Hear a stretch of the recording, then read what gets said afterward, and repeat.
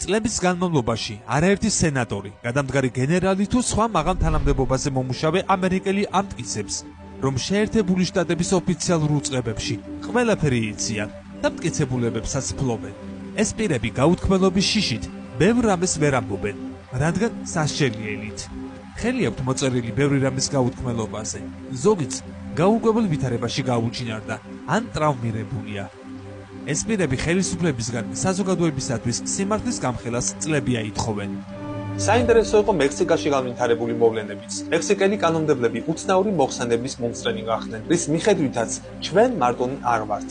როგორც ეს წარმოდგენმა აღნიშნა, საქმე არამიწევ ნარჩენებს ეხება.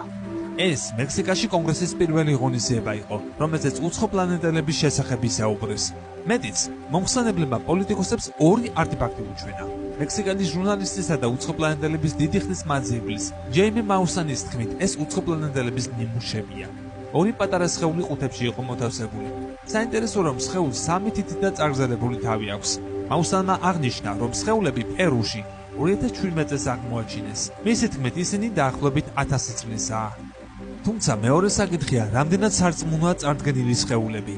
ბევრში ეს ყველაფერი სკეპტიციზმს იწვევს და მექსიკას ჟურნალისტს სპეკულაციებში ადანაშაულებენ. აღსანიშნავია, რომ მსგავსი ნარჩენები ადრეც აღმოუჩენიათ, თუმცა მაშინ გაირკვა, რომ საქმე მუმიფიცირებული ბავშვების სხეულთან გქონდა. სპეკულაციის კვალი კი იმაში შეინიშნება, რომ ჟურნალისტმა თავისი მოხსენება NASA-ს ძალიან საინტერესო კონფერენციას დაამტყვია. 14 სექტემბრის მოხსენების მიზანი ამოუცნობი მფრინავი ობიექტების, იგივე ამოუცნობი ანომალიური ფენომენების შესახებ საზოგადოების ინფორმირება იყო. კვლევიდან ყველაზე მნიშვნელოვანი ის არის, რომ კიდევ ბევრი რამ არის გასარკვევი. NASA-ს დამოუკიდებელმა კვლევითმა ჯგუფმა ვერ მიაგნო კონკრეტულ მტკიცებულებებს. ვერ ვამბობთ, რომ UAP-ს არამიწერი წარმოშობა აქვს. და მაინც, ხშირ შემთხვევაში ჩვენ არც ის ვიცით, რა არის ეს UAP.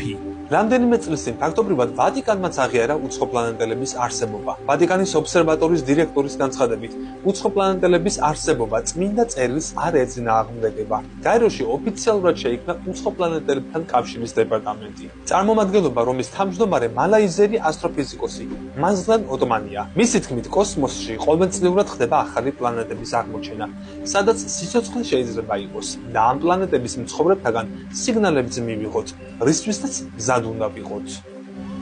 უფოლოგები მიიჩნევენ, რომ ამერიკის შეერთებულ შტატებში, ასევე ჩინეთის ტერიტორიაზე, ტიბეტში, ევერესტის კალთებზე, ანტარქტიდის კონტინენტზე უცხოპლანეტელების დიდი ბაზებია, საიდანაც გაფრენებს ახორციელებენ.